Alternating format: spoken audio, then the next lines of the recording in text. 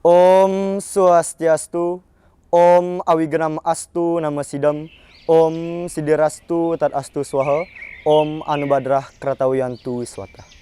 Semoga segala pikiran yang baik selalu datang dari segala penjuru. Yang terhormat, para Dewan Juri Lomba Dharma Wacana Digital tahun 2022. Yang saya hormati, seluruh peserta Lomba Dharma Wacana Digital tahun 2022 serta umat sedharma yang berbahagia. Puji syukur senantiasa kita haturkan ke hadapan Ida Sang Yang Widiwasa, karena atas karunia-Nya lah kita dapat melaksanakan Lomba Dharma Wacana Digital tahun 2022 dalam keadaan sehat dan tak kurang satu apapun. Para Dewan Juri dan peserta Lomba Dharma Wacana serta umat sedharma yang berbahagia. Menerapkan ajaran agama sudah sepatutnya kita lakukan dalam kehidupan ini sebagai umat Hindu. Terutama ada 4 pilar yang harus kita patuhi dalam kehidupan ini melalui jalan bakti kita untuk menghormati dan menghargai keempat pilar tersebut. Nah, siapakah keempat pilar tersebut? Oleh karena itu, pada kesempatan yang berbahagia ini, saya, Imade Arimas Winanda, akan membawakan Dharma Wacana dengan tema Bakti kepada Catur Guru. Para Dewan Juri dan peserta Lomba Dharma Wacana serta umat sedharma yang berbahagia. Sebagai generasi muda Hindu, sudah sepatutnya kita untuk menghormati dan menghargai Catur Guru. Karena tanpa keempat guru ini, kita tidak akan mempunyai tujuan hidup di dunia ini. Selain itu, keempat pilar ini, catur guru ini, merupakan sarana atau jalan bagi kita untuk lebih meningkatkan kualitas diri kita sebagai manusia. Nah, yang pertama yaitu bakti kita kepada Guru Rupaka.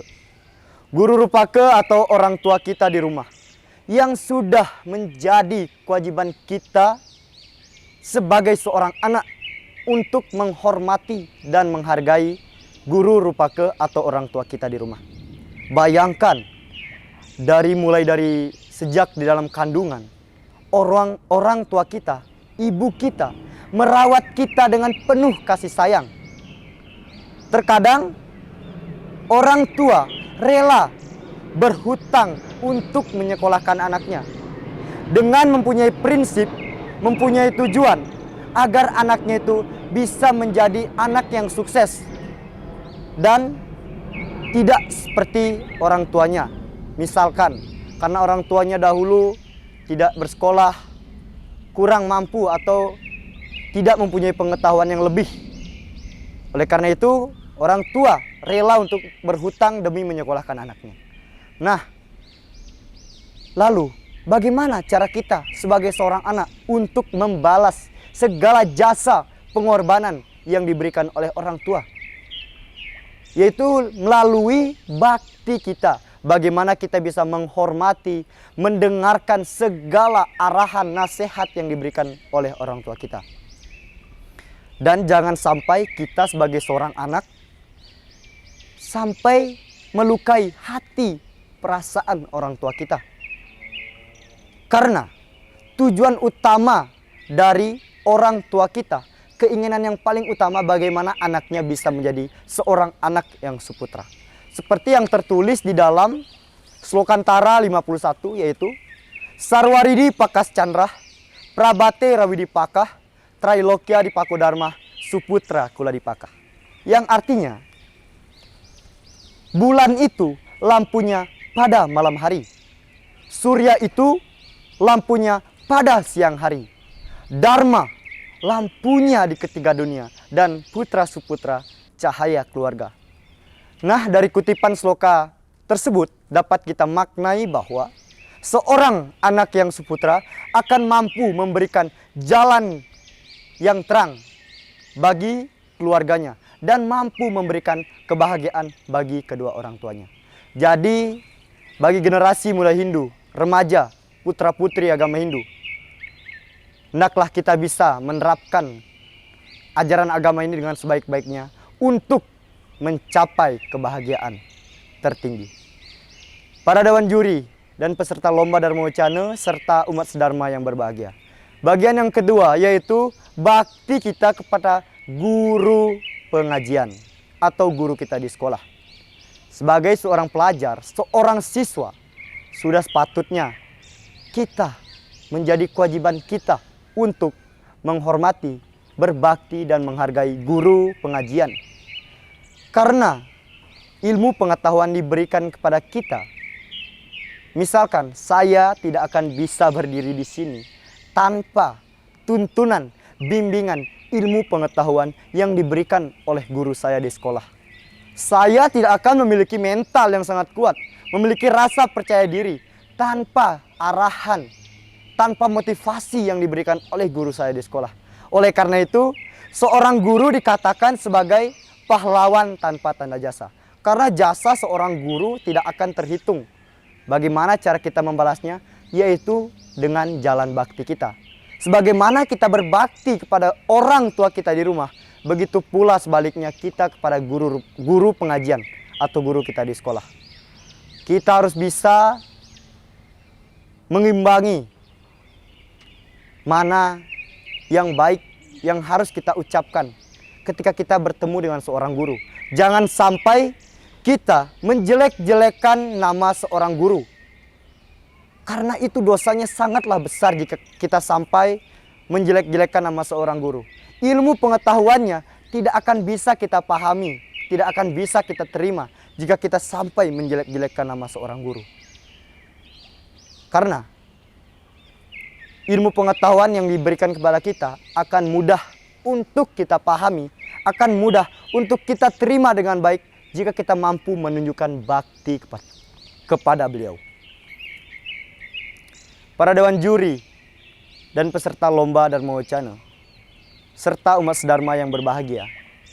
Tujuan utama dari seorang guru pengajian yaitu yang diinginkannya bukan hanya peserta didiknya menjadi anak yang pintar semata. Namun bagaimana anak didiknya, siswanya bisa memiliki karakter.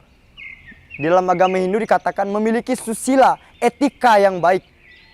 Karena susila atau etika yang baik merupakan salah satu kunci untuk kita bermasyarakat nanti.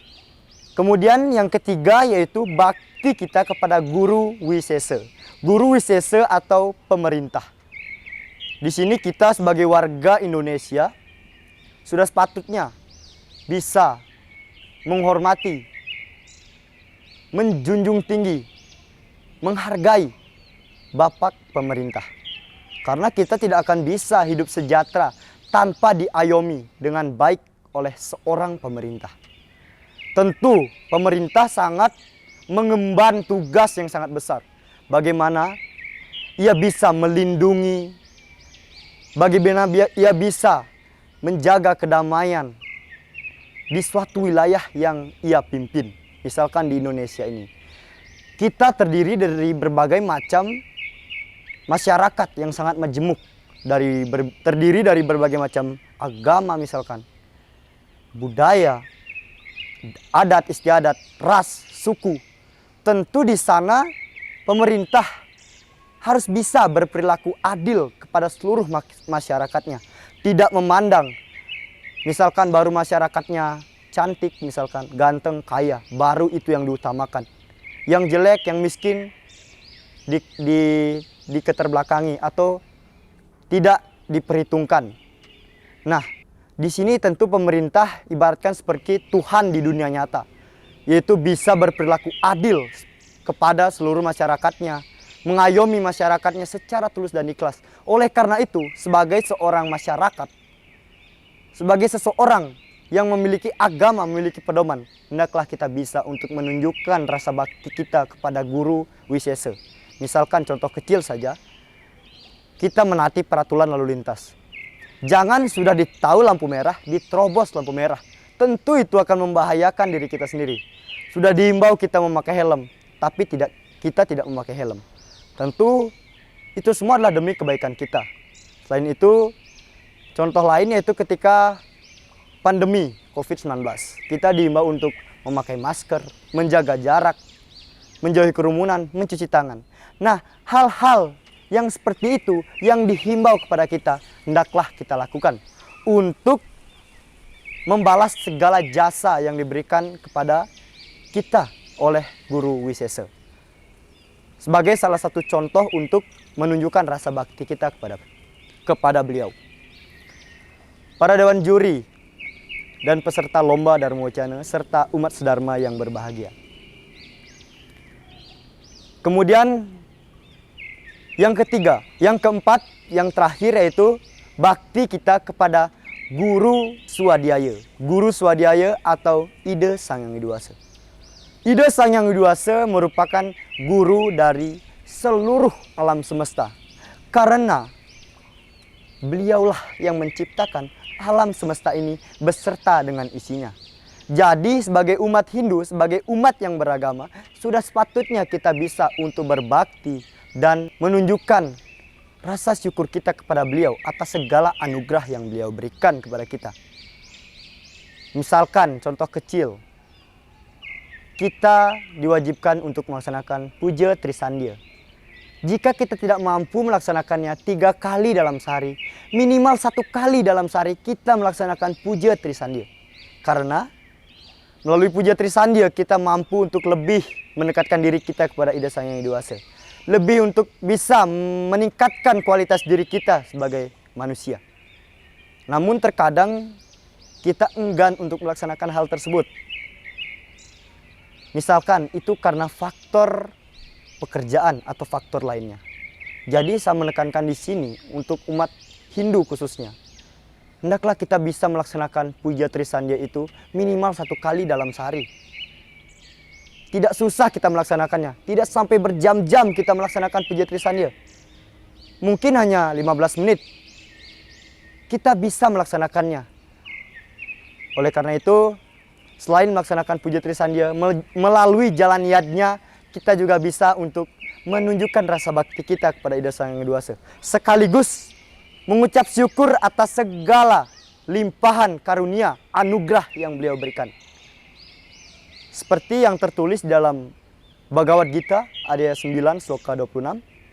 Patram puspam palam toyam, yome bhaktia parayat sati, tad aham bhaktia upahritam, asnami parayatat manah.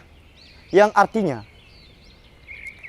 siapapun yang sujud bakti kepadaku dengan mempersembahkan sehelai daun, sekuntum bunga, sebiji buah-buahan, dan seteguk air, aku terima sebagai bakti persembahan dari orang yang berhati suci.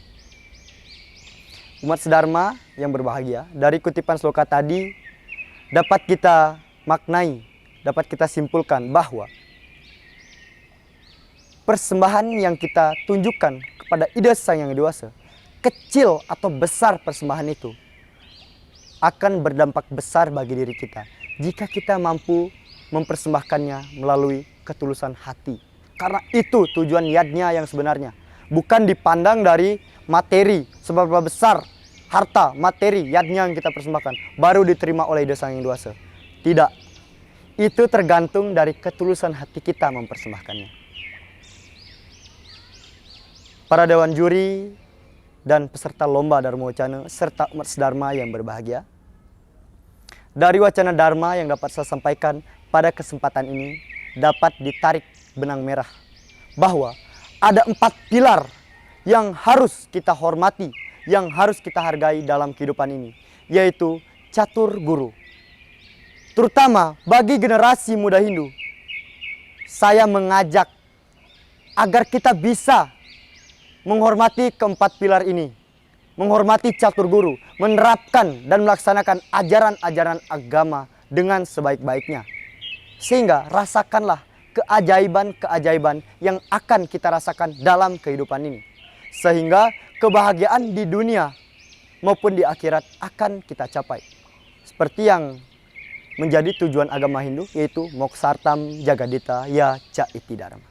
Baik, demikianlah Dharma Wacana yang dapat saya sampaikan pada kesempatan ini. Semoga apa yang saya sampaikan dapat menjadi renungan dan bermanfaat untuk kita semua.